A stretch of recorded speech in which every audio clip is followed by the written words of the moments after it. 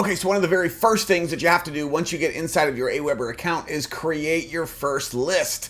So in this training video, I'm actually going to walk you through how to do that. So up here, you're going to see it says list, and you are probably not going to see anything in this dropdown if you don't have any lists yet. For me, when I click on this, you can see that I have a lot of lists, and these are lists that I've had over the many years that I've had my Aweber account. You can actually create unlimited lists, which is really cool. And so first of all, what could you use a list for? And what would be some examples of why you'd want to have more than one list potentially? Well, for example, you could have a list for your prospects. So if you're building a page to attract prospects, you can create a lead magnet, which means that you are giving away something for free, something of value. And when you send someone to that page to get that thing of value, they're going to put in their email address. And so that's a lead magnet. And that then will add them to your list. And those are leads. From that point, you can then take them to what you would call the sales page or page 2 in the process. And you can also start sending them emails. You can send automated emails. You can send manual emails or both. But this is a way for you to communicate with your leads. You could also create a list for your team. So you have team members. They could go to a landing page and they can opt in on your landing page. And now you have an email list for you to be able to email, again, automated emails or manual emails out to your team. You could also have a list for customers. So when you have a new customer who orders from you, I actually do this with our business. I have a separate list just for our customers. And when they actually become a customer, I actually just subscribe them myself. You can actually do it for them. Now you have to be careful here. You do not want to just subscribe a bunch of people to your lists, because if it's considered spam, you get in trouble for that, right? But if I have someone order from me as a customer, to me, that means they're opting into my customer list. So I immediately add them to my customer list. And now they're getting automated emails from me following up with them to cultivate and continue to grow that relationship as customers. And then when there's like a big sale or there's some kind of an incentive or a new product launch, boom, you can send an email out to all your customers. So this is just an example of why you'd want to, at some point have multiple lists for different purposes. So let's just quickly walk through the process of creating your first list. You're first going to go over here where it says either at the top where it has a list, and you're going to see the option. It says create new list. Now when you click on that, it's going to walk you through a series of steps. So I'm just going to quickly go through this process with you and show you some different things to be aware of as you're creating your list. Now keep in mind, some of this information is not super important, so don't stress over it. Where it says company name, that can literally just be your name. So Aaron Parker or your name, you would just put that here. Now, if you have a business name and you want that to be here, you can put that here. Totally optional is the website or Facebook business page. So if you have a website, or you could even just put your Facebook profile if you wanted, you could put that here as well. Now, by law, you have to have your address. In this case, some people, I'm just going to say, sometimes people put a fake address here. Why is that? Or they'll get like a UPS box or a PO box. Because when you're sending emails, the mailing address, your physical mailing address, is at the bottom of every email. So just be aware of that. If you don't want people that are on your list to know where you physically live, then you're going to have to get a different mailing address that you put in here, or just put in something fake. It's just by law, it has to be there. You can see here, it says the U.S. anti-spam law requires that you tell your subscribers your business location so they can get in touch with you. Really, this is kind of a, in my opinion, a ridiculous thing, right? If you don't put your actual physical mailing address here because you don't want people to know where you live, listen, I don't think it's that big a deal. Just put something. All right, now your list name, again, you can change this at any time in the future, so it's not super important. But this could also just be your name. This is where you get a little more specific, though, about what is this list. So in the previous examples I gave you, if this was for your leads, then you could just put my leads. This list name, usually only you're going to see this, so it's not going to be that big of a deal. It could be my customers. It could be my team. You get the idea. It can be whatever you want, but this is to identify what type of list this is. But this is where you need to have a little description of what it is. It could actually be the same thing if you want. The list name could be your list description if you don't want to get too descriptive. Now, the actual from name, this is your name. This is when someone gets your email, who is it going to say the email's from? So this, just keep it simple. It's just your name. That's what you put here. Now the from email address, this is where it gets a little technical. So you are gonna have to verify your email address, which is a process that you'll go through. It may be here or somewhere else, but you are gonna, and all that means is you're gonna click on a link that they send you, boom, that verifies your email. However, there has been some new rules put in place by Gmail, and Gmail no longer allows you to use your Gmail address for autoresponders, any of them. Now, Aweber has come up with kind of a workaround. So if you only have Gmail, it will still work. Ideally, you're going to connect your domain name with your Aweber, and there's a technical process you have to go through. You can look up what that process is here inside of your Aweber back office, and at some point I will also have a training on how to do that as well. Now, when somebody actually fills out the form on your capture page where you're building your list and collecting your emails, there's going to be a confirmation email that they are sent, and that is to what we call double opt-in. Now, there is a way to disable this. I actually disable it, and I'll show you how to do that here in just a minute.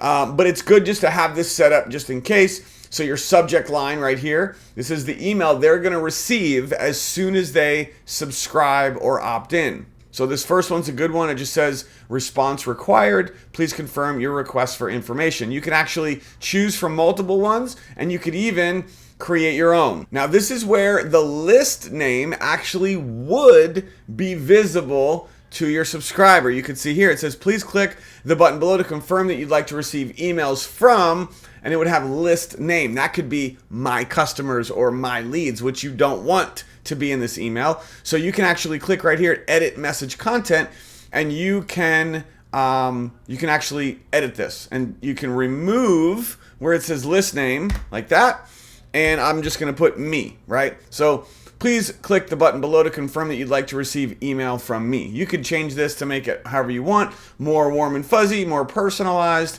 Once you've got this the way that you'd like it, then you continue through the process. And the final step here is to create list. So once you do that, up here where it says list, this is a test list I just created. It's going to have the name of your list right here. And this is where you can click this drop down and you can see all the lists that you have, and you can create more or edit your lists as well. Now I'm gonna go to my marketing list and just show you some of the things that I've done here. So my list name is just my website. I've got a little description here for what it is. The from name and address, this is my email at aaronparker.com. It's because I configured this email address to connect with Aweber. And if you go right here to manage email addresses, let me actually click on that and show you a little bit more about how that works. So again, this is where you're choosing what email address is going to be used to send the email. So when your subscribers receive your email, where's it coming from? What email address? That's what this is. So let's go ahead and click on manage email addresses. Now you're going to see here the Gmail prohibited domain. I was telling you about this. This just happened in February of 2024 that Google, Yahoo, and other mailbox providers, that includes Gmail, part of Google, requires that you authenticate your email domain with this fancy stuff here to ensure that your emails are being sent properly. So Gmail is not authenticated. And you'll see here that it says fix issue, it says needs authentication. You're gonna wanna set up your own domain name, kind of like what I did here. And the way that you do that is another technical process, but you're gonna have to go through where you purchased your domain name, whether that was from officialdomaincenter.com, which is what I use, or GoDaddy or any other domain provider. When you log into your domain provider, you need to set up email, set up an email address. So go log into where you purchased your domain name. They also will have a support department. You can ask them, hey, how do I do this? Ultimately, you need to have an email address. You could see mine is email@aaronparker.com. It could be info@aaronparker.com. It could be contact me. It could be your name. Okay? It can be whatever you want. You can create different email addresses. Once you've created your email address through where you purchased your domain name, you're then going to go through this process. And you're going to see on this page, it has links. Verify the email that you use to send messages to your subscribers. Then, after you verify, what does verify mean? It means that Aweber is going to send an email, a test email, to your new email address that you just set up. And the way that you would tell Aweber what your email is right here. So you're going to go to your domain provider where you bought your domain. Set up an email account with them. It could even be a forward, by the way. Here's a little hack. You could set up an email forward, and it would forward any emails to your Gmail. That can work too. But ultimately, you've got to put in your email with your domain name right here. So whatever that is, and then click send verification. They're going to send you an email, click on the link. Then you have to go through this process. This is a technical process.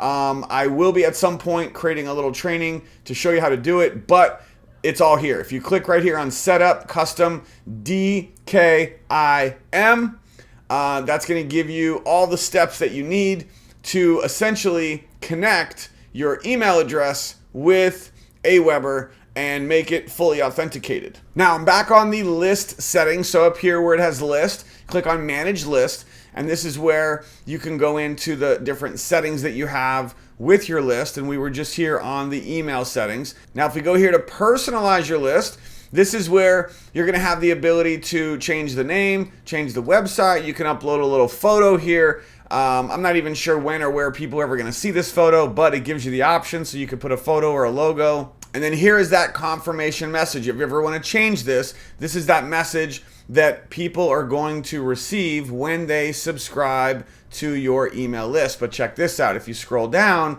you can actually turn this off. So these little check boxes here, it says send confirmation for Aweber sign-up forms. You can see I have it off. If I check this, now it's on. That means that when people fill out the form to subscribe, they're going to have to get this email and they're going to have to click the button to confirm that they want to be subscribed. If they don't click that button in their email, they're not subscribed to your email list. That's why I turn it off. Just personal preference. That means it's a single opt-in. It means when they go to your capture page that you build to have people subscribe to get added to your email list, as soon as they put in their name and email and hit subscribe or submit, boom, they're on your list immediately without them having to get the email to confirm that they want to be on your list. That's what happens when you disable these. Now, there are two different ways to actually get people subscribed to your list. One is a manual process, and you would just log in to your Aweber account. You go right here to subscribers, and you're going to see it says add subscribers. This is where you can actually just add one at a time. You can just click right here, add one at a time, and it will have you enter their name, their email, and then click add subscriber. Now again, you can't do this to more than 10 people. See that? If you are going to do this manually, it needs to be spaced out. You can't do a lot of people or they will stop you from being able to add people. So if you're adding people manually from within your Aweber account like this, adding people to your list, I would do like no more than like 5 per day just to be safe, okay? Now the other option is you can import multiple. And I've actually done this where I've had an email list that I've had from something else of like 300 people, 300 names and email addresses. And I took their names and emails and I imported them. And so right here under import multiple, you're going to see that it gives you a couple options. One, if you have a file like an Excel spreadsheet or a CSV document with names and email addresses, you can just upload that list and boom, it'll automatically add all those people to your list. Or you can just copy and paste all of the emails right here in this box. Now again, you can't add lists to this feature unless these are people who know you, they've subscribed to you in some way, shape, or form in the past. Because if you were to, let's say, go buy an email list from some other provider, right? And then you just import those emails into here, those people didn't subscribe to you. Those people didn't authorize you to email them. That's spamming, and that could get your account shut down. So don't ever do that. But like I mentioned earlier, when I have a new customer join, I add them to my customer list. When I have a new person join my team, I personally manually add them to my team email list without even asking them. Why? Because they just signed up. They're a part of my business. They're on my team. So to me, that's them telling me as their upline leader, yes, I want to get emails from you. Now, the thing is, they can unsubscribe at any time, but that's just what I do. Because why not, right? We want to be able to communicate exciting updates, announcements, promotions to not just our customers, but also to our team. And this is a great way to do that. So that's the first way of getting people added to your list, is manually. You're doing it manually. The other way is by building a landing page or a capture page. We talked about that briefly. And basically, you're going to go right over here to Pages and Forms.